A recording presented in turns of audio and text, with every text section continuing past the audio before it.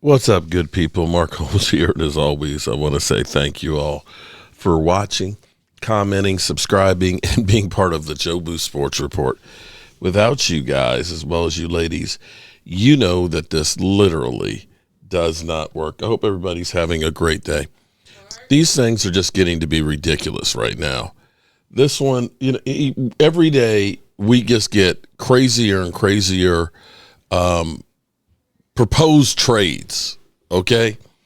First we had, of course, Terrence Parsons Jr. Talking about the one move that would make the Dallas Cowboys ready for the Super Bowl, which would be trading a second round for Kyle Pitts. A second round for Kyle Pitts. Now, let me see if I got this straight. Let me look at Kyle Pitts' stats.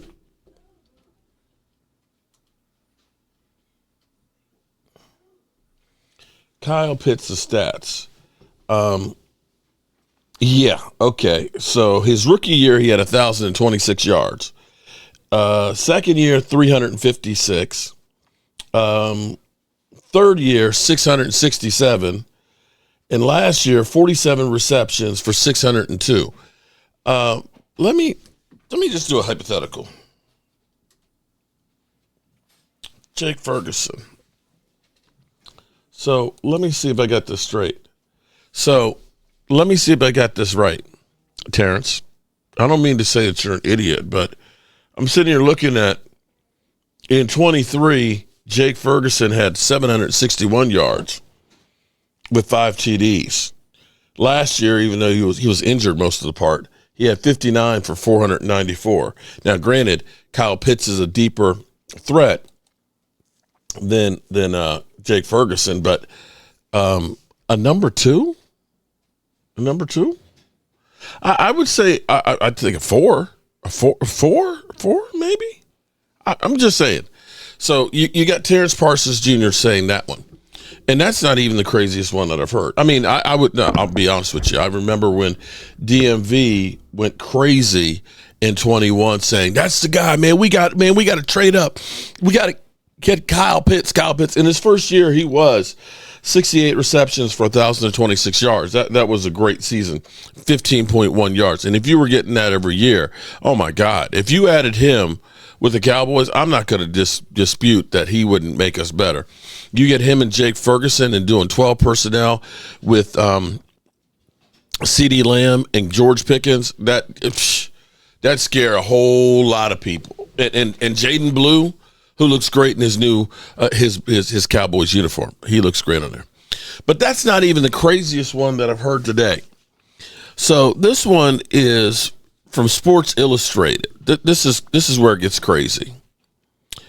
That would be, let's see. This is what kills me on these articles, okay?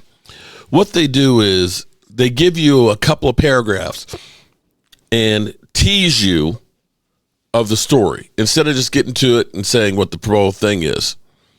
They literally waste your time. Gary Zabel gives the Seattle Seahawks one big upgrade up front, but they need more than one. Okay. Going to the offseason, the Seattle Seahawks had an important item to take care of. Fast forward 4 months, and the team has managed to totally turn over their passing personnel, bringing in a new offensive coordinator, a new starting quarterback, and 2 new backups, and using a wrecking ball to make their wide receiver core. But did they actually take care of the number one item on their to-do list? Among the moves they have made since the offseason began, only one major addition was made to address the interior offensive line, which was the worst in the NFL last year.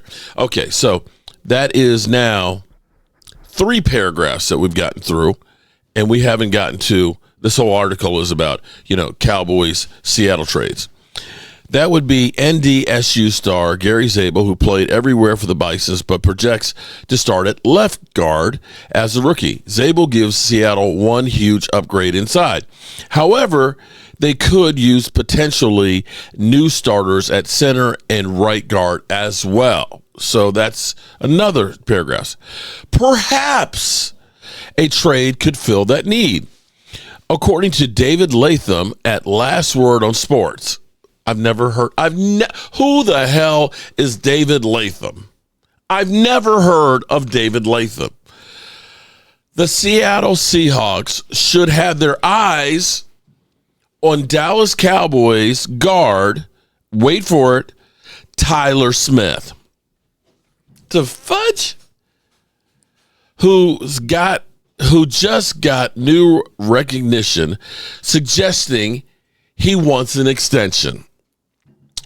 Sam Darnold, so wait, hold on. You're saying Seattle should trade for Tyler Smith, our first round pick that we got a guard who's been an all-pro. Okay. Sam Darnold will start for the Seattle Seahawks, which means the team must do something about the offensive line. While first-round pick Gary Zabel will improve the trenches, the other guard position is a glaring weakness. If his agent cannot land an extension with the Cowboys, the Seattle Seahawks should do everything they can to land Tyler Smith. Okay, so you understand something here, right? Tyler Smith is going into his fourth season. And they have the fifth-year option. You understand that, right? The Cowboys, knowing the Cowboys, they're not land an extension. Land an extension. We all know the Cowboys are going to wait till the beginning of your fifth year before they do. So you're talking about, hypothetically, Cowboys don't have to do anything for 2 years. They've already exercised the fifth-year option. If Smith is so smart, he'll play hardball with the Joneses, who has a habit of waiting until the last possible second to pay top dollar to keep talented players from leaving Dallas. However, if he wants to win anything anytime soon, he might want to be traded to a team like Seattle or Baltimore, another team Latham mentions as possible trade suitors. Okay, Micah Parsons is getting ready to start his fifth-year option. The Cowboys have used the franchise tag more than anybody else. This is ridiculous. I might go along with this one if we were beginning the fifth-year option and Tyler Smith was saying, I'm holding out. Bro, where do you guys come up with this crap? Seriously, the Cowboys are not going to give up Tyler Smith. And what you would have to give up you realize that what's his name that Washington just traded for, Laramie Tunsil. They give up 4 draft picks for him, and he's 31 years old. You're talking about a guy who is only like 24 years old, 25 years old, in the prime of his career. Do you know how much you would have to get up? We're talking about number ones, people. Number ones. Stop with the crazy bullshit. Oh, he is. Okay, yeah. As for Seattle, the appeal is obvious. Smith, 6'6", 332 pounds, has surplus size and power for a pro guard. Having come to the NFL as a left tackle, Smith is also just the right combination of youth. He's 24 years old, totaling 47 games, 16 starts since he was picked in the first round of the draft. His work on the field speaks for itself. Smith has already made 2 Pro Bowl teams and established himself as one of the best interior pass protectors in the game. And he has a rating of 75, good for 15th among guards. And, okay, they don't even put on here that he's been all-pro. He's all-pro. People, stop the madness here. Stop it. Enough already with the bullshit. Jeez. Wow. All righty, good people. I'm out of here. I think dinner just got here, and I'm going to go eat.